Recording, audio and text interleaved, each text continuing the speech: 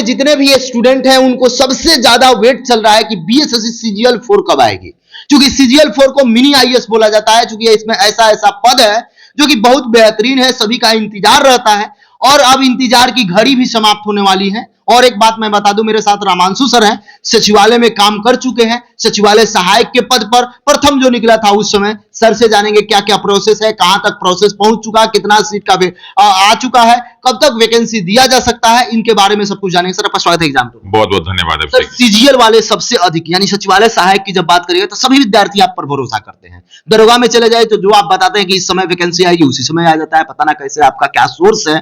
Sir CGL कब तक आ रही है? देखिए, अभी आज अगर आपने पेपर पढ़ा होगा जी, तो माननीय मुख्यमंत्री जी ने कहा है कि लगभग 2,34,000 नए पद भरने की प्रक्रिया शुरू होगी जी, और उसके लिए आज योजना जो है भेजी जाएगी। उसी इन 2,34,000 में एक बहुत ही महत्वपूर्ण पद जो है बिहार सचिवालय का भी जी, और खासकर जिसको कहते हैं बीएसएससी सीजीएल 4, ये अपने आप में बिहार में बीपीएससी के बाद दूसरा सबसे महत्वपूर्ण एग्जाम है।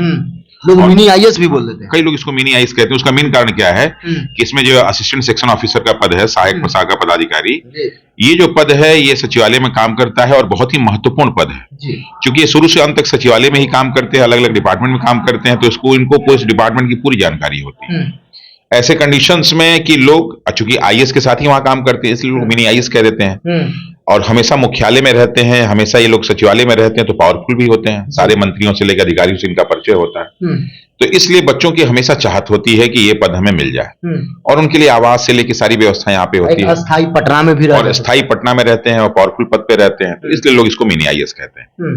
मैंने आपको पिछली बार कहा था कि दिसंबर के लास्ट में जो है इसकी सूचना आनी शुरू हो जाएगी और वो लगभग तैयारी कंप्लीट हो रही है, जिसमें सहायक प्रशाखा पदाधिकारी का लगभग 1000 प्लस पोस्ट, 1000 के आसपास। पिछला बार 1300। हाँ नहीं, तो 1300 तो बहुत ज्यादा था इस बार।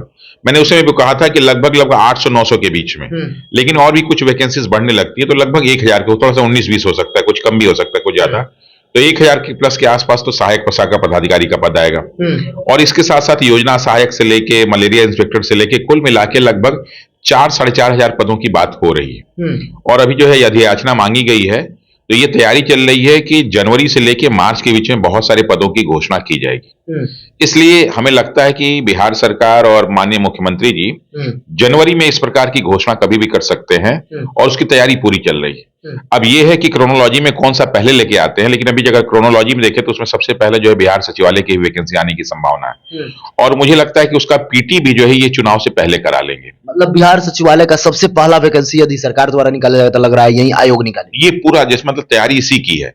अब क्या होता है कि चूंकि नंबर ऑफ वैकेंसीज भी बहुत मायने रखती है, 2,34,000 पदों की बात हो रही है, तो हो सकता है कि बीपीएससी टीआरई 4 भी हो जाए, हो सकता है पुलिस की 14,000 वैकेंसी भी आ जाए, हो सकता है दरोगा की कुछ वैकेंसी आए, लेकिन इसमें जो अगर ऑर्डर में देखें तो सबसे पहले ऑर्डर में जो है बीएसएससी सीजीएल 4 ही है, इसलिए उसके आने की संभावना प्रबल है और मुझे लगता है कि दिसंबर के लास्ट में प्रक्रिया शुरू हो सकती है और जनवरी में कभी भी इसकी घोषणा हो सकती है। सर दिसंबर या जनवरी में आ सकता है, ये अच्छी बात है, लेकिन सर इसमें तो आवेदन जो भी विद्यार्थी ग्रेजुएट फाइनल कर चुके होते हैं, पेयरिंग वाले तो करते नहीं है, सभी लोग करते हैं, थोड़ा सा बता दीजिए उन विद्यार्थी को क्या क्या पढ़ना है, अभी से लग जाए, कैसे तैयारी करें और आप इसके लिए क्या कर रहे हैं, क्योंकि आप सचिवालय सहायक रह चुके हैं, एक्स सर्विसमैन है, आपको इसमें ज्यादा अनुभव है। सर आप बताइए, तो थोड़ा विद्यार्थी बहुत विश्वास करते हैं, इससे पहले हम लोग बुक लिस्ट पर जो वीडियो बनाए थे लगभग 7 लाख लोग देखे थे, सर इस टाइप से आप बताइए।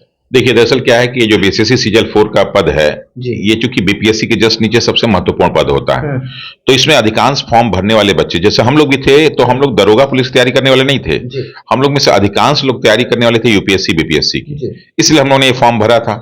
तो इस एग्जाम में फॉर्म भरने वाले अधिकांश लोग यूपीएससी बीपीएससी वाले होते हैं, जो असफल लोग होते हैं वो ही होते हैं। वैसे तो इसका अगर कोर्स देखा जाए तो ये लगभग 150 नंबर का प्रश्न है, एक प्रश्न जो है 4 नंबर का पूछा जाता है, तो लगभग 600 नंबर का प्रश्न है ये।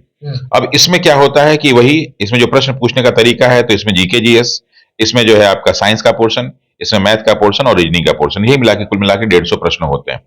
अब उस 150 प्रश्न में कुछ चीजें फिक्स हैं, कुछ नहीं होती हैं, वो समय के अनुसार बदलती भी रहती हैं।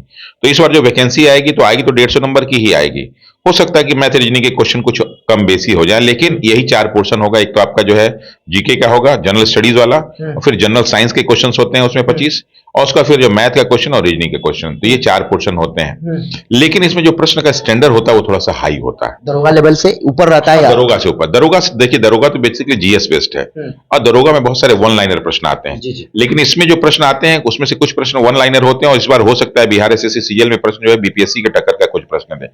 कारण क्या है कि इसमें फॉर्म भरने वाले लड़के बीपीएससी वाले ही होते हैं। सर इसका जैसे बीएसएससी इंटर लेवल हो रहा है कि ऑनलाइन होगा, नोटिस निकाला गया, उसके बाद कोई नोटिस नहीं है, 4-5 माह हो गया, 1.5 साल हो गया, देखा जाए टोटल, तो इसका क्या ऑनलाइन होगा या ऑफलाइन होगा, क्या हो सकता है? देखिए, बिहार एसएससी 10+2 की घोषणा तो कर दी गई कि ऑनलाइन होगा, लेकिन मुझे संभावना बहुत ही कम लगती है। कारण क्या है कि अभी आपने देखा होगा सीएचओ का जो है ऑनलाइन लिया है लोगों ने, और फॉर्म एग्जाम होते ही अगले दिन कैंसिल हो गया। कारण क्या है कि यहाँ पे बहुत सारे ऑनलाइन सेंटर फ्रॉड है, और वो हर प्रकार का गलत काम करते हैं, तो सरकार और संस्था को उस पर विश्वास नहीं है। अब बात हुई कि टीसीएस इतने बड़े एग्जाम करा सकता है कि नहीं, तो अगर टीसीएस इस तरह के इतने बड़े एग्जाम कराएगा तो उसके लिए कई सारे जो है आपके सेट बनाने पड़ेंगे, और बहुत सारे सेट बनाने पड़ेंगे, तो फिर नॉर्मलाइजेशन प्रक्रिया उसमें जारी होगी। तो एक वो समस्या है।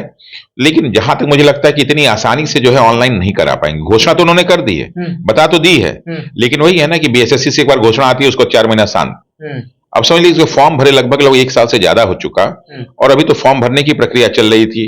जब लड़के उसमें उलझे हुए थे तो बोल दिया गया, और इसमें जो प्रभार जिस व्यक्ति को मिला उसको एक साथ 3-3, 4-4 प्रभार मिले हुए हैं, तो कैसे वो एग्जाम कंडक्ट करा पाएंगे? तो इसलिए ऑनलाइन होने की संभावना 50-50 है। भले घोषणा की है तो क्या, जब सीएचओ नहीं करा पाए तो 20-25 लाख लड़कों का ऑनलाइन कैसे करा लेंगे? संभावना कम है। और अगर बाई द वे ऑनलाइन कराते हैं तो फिर बीएसएससी सीजीएल 4 भी ऑनलाइन हो सकता है, लेकिन अगर वो सफल नहीं हुआ तो ये भी नहीं होगा।